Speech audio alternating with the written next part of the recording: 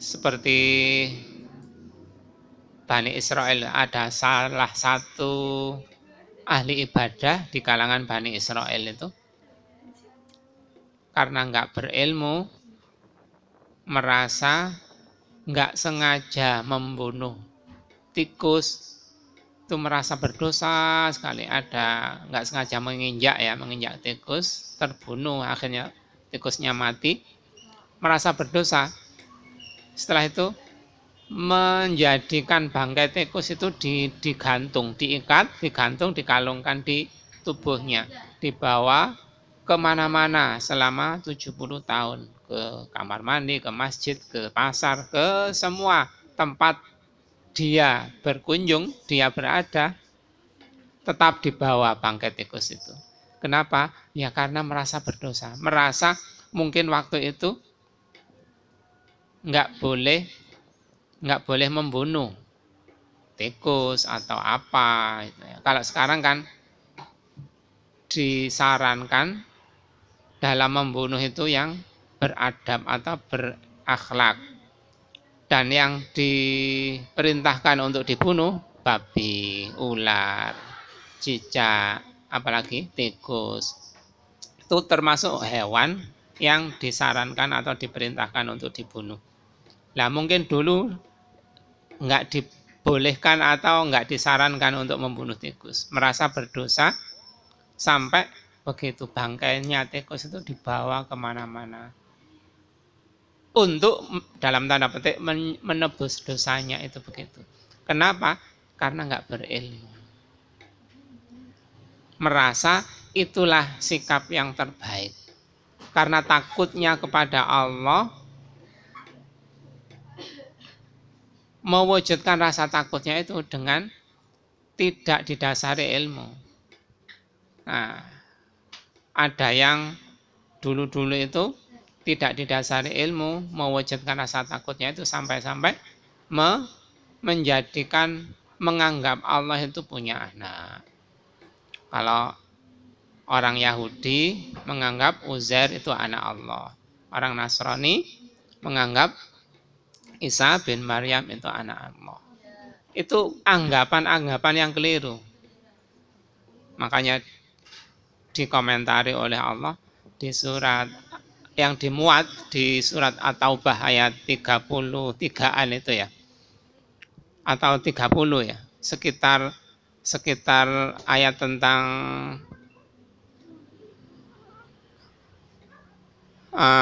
apa itu?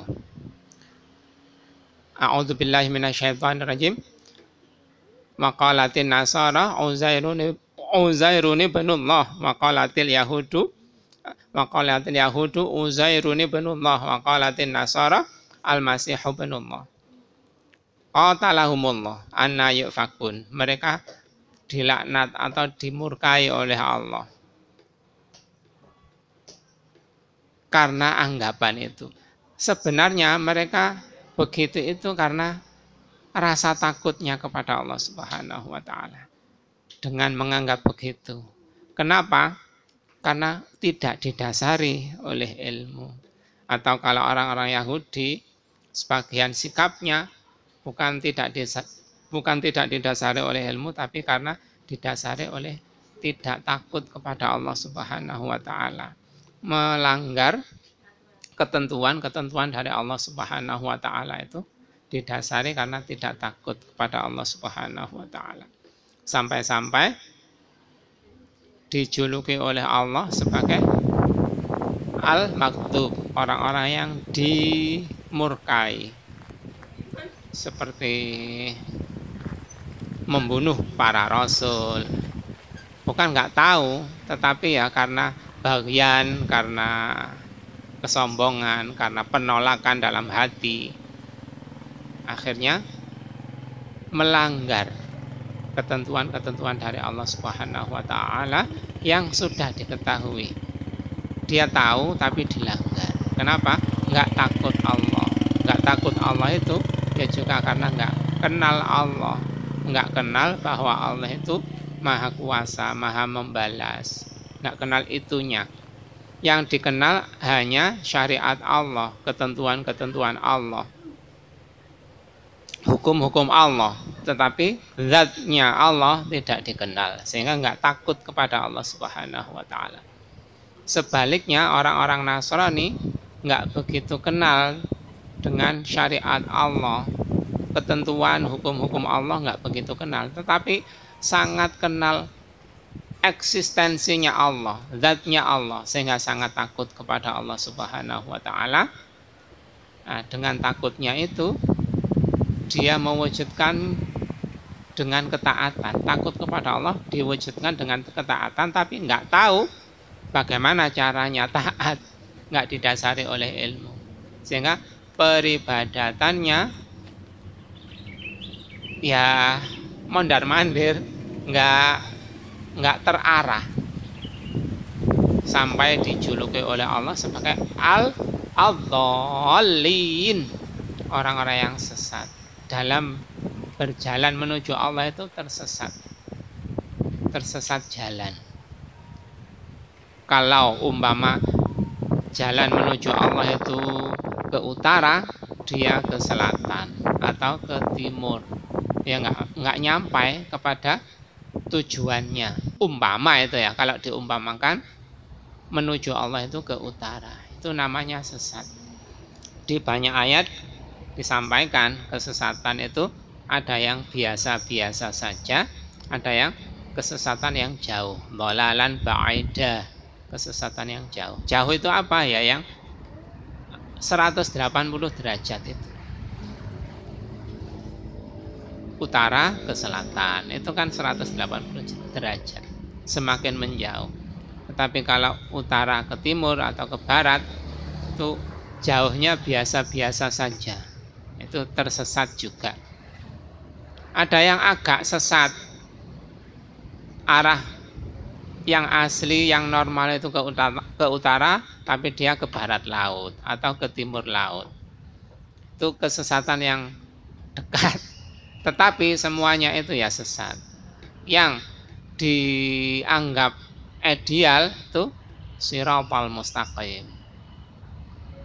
Apa siratal mustaqim itu? Yaitu jalan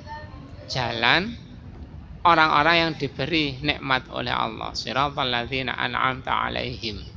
Apa nikmat itu? Yang benar dan ikhlas. Kalau benar tapi tidak dilakukan dengan ikhlas, ya bukan siratal mustaqim, bukan jalan yang lurus. Karena dilakukan tidak tulus hanya karena Allah saja. Kalau ikhlas tetapi tidak benar, ya itu tadi seperti yang paling jauh itu, yang syirik-syirik itu, yang paling jauh. Nah, diantaranya benar nggak ikhlas itu ya, apa tadi? Ikhlas nggak benar.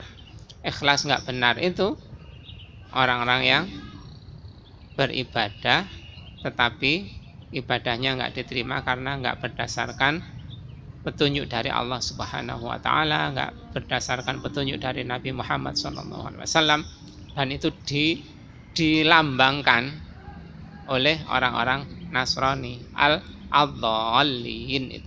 Itu manfaatnya ilmu, fadilahnya ilmu itu begitu. Kalau ilmu itu tidak dipegangi akan tersesat jalan. Kalau ada Bang Haji Roma Irama itu, banyak manusia tersesat di dalam hidupnya, tak tahu apakah tujuan. Neng nong jarene.